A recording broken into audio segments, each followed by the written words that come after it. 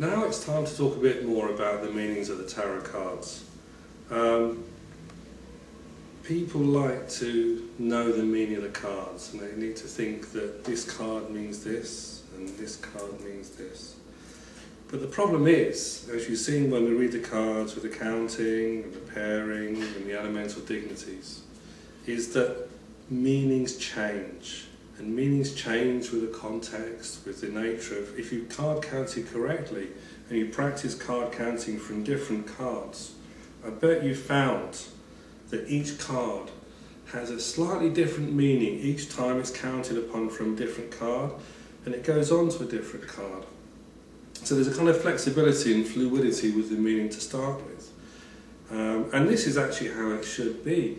Because, you know, if ever you've been to a court case, or anyone who's been involved in a court case will tell you, five witnesses will come up with 5 different stories about what they saw in front of them. It's the same thing, they saw a car crash.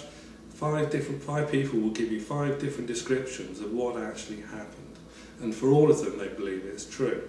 So what we're looking at here really is a way of how the cards see each other from different angles depending on how they interact with each other and how they count on with each other.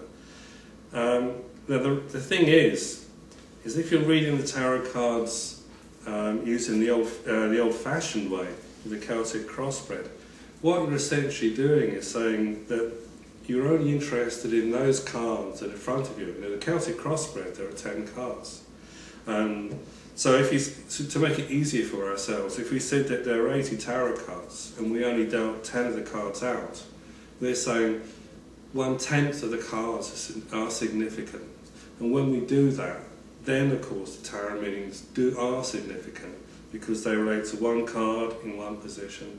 And one way to show that the meaning has changed is by whether the card is reversed or not. But here we have multiple levels of nuances. And the more nuances, the better, basically, because you can find very subtle aspects that come out with the tarot. So by all means, remember the meanings of the cards. Go into them. Find keywords that are going to help you. With the court cards, you just need to kind of think whether it's a knight or a king or a queen, that it's an old man or woman. And for the princes or the kings, they're the younger men, and the pages, or the what do you call them, princesses, they're younger women. I mean, you just kind of go from that sort of basis. So this is why you just need very simple keywords to understand each card.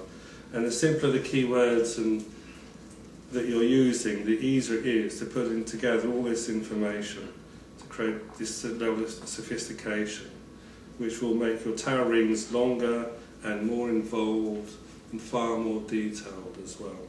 And the other thing, of course, that you can do is you can help your clients if they're fixed in one kind of direction, life or aspect of something. It's easier for you to help them to see a different aspect or direction or angle in their life that they can use for themselves. So the number one thing with the tarot cards is learn the keywords. For card counting especially, you need to know the number to count from that card, and that becomes automatic after a while. And of course you need to know the element as well for elemental dignities. So once you've got those kind of details, you can really work up. We've got a pet dog here at the moment and he wants to join in with us. So this is how to make the meanings of the cards come alive. The simpler the better, and then when you interact with all these different levels, you find simplicity will help you.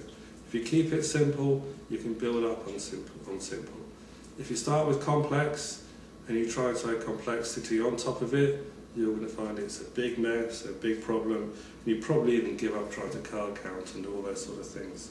So that's the simple way of reading cards.